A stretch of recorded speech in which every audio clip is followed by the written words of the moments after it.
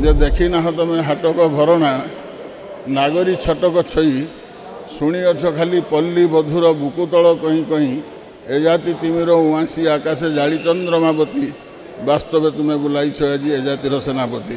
ନା ନିଶ୍ଚିତ ଭାବରେ ଆଜି ତାଙ୍କର ଯେଉଁ ବହି ଉନ୍ମୋଚନ ହେଲା ସେ ଆମ ସମସ୍ତଙ୍କୁ ଯୁବପିଢ଼ିଙ୍କୁ ନିଶ୍ଚିତ ଭାବରେ ଗୋଟେ ପ୍ରେରଣା ଦେବ। ଏଇଥିପାଇଁ ନିଛକ ସତ କଥା ଗୁଡ଼ାକ ତାଙ୍କର ଜୀବନରେ ଲେଖିଛନ୍ତି ବୋଲି ପ୍ରାୟ ସମସ୍ତେ ହୃଦବୋଧ କଲେ ଏବଂ ରାଜନୀତିର କିଛି ଗୁମର କଥା ସେଭଳିଆ କାହିଁ ମୁଁ କଥା ବୁଝୁନାହିଁ।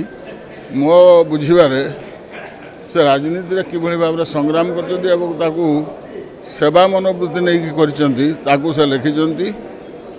ତାଙ୍କ ଜୀବନର ସଂଗ୍ରାମ କଥାକୁ ସେ ଅତି ସ୍ପଷ୍ଟ ଭାବରେ ଲେଖିଛନ୍ତି ଏବଂ ଆଜି ଯେଉଁଭଳିଆ ଅତିଥିମାନଙ୍କୁ ସେ ସମ୍ମାନିତ କଲେ ଇଏ ଗୋଟେ ନିଆରା ଢଙ୍ଗରେ ବାସ୍ତବ କଥା ଯାହା ସେୟା ଲେଖିଛନ୍ତି। ଏବଂ ଆମର ଯେଉଁ ଫକୀରମୋହନ ସେନାପତିଙ୍କର ଯେମିତି ନାରୀ କବି କହୁଥିଲେ ଯେ ଦେଖି ନାହ ତମେ ହାଟକ ଭରଣା ନାଗରୀ ଛଟକ ଛଇ ଶୁଣିଅଛ ଖାଲି ପଲ୍ଲୀ ବଧୁର ବୁକୁତଳ କଇଁ କଇଁ ଏ ଜାତି ତିମିର ଉଆଁସି ଆକାଶେ ଜାଳି ଚନ୍ଦ୍ରମାବତୀ ବାସ୍ତବେ ତୁମେ ବୁଲାଇଛ ଆଜି ଏ ଜାତିର ସେନାପତି।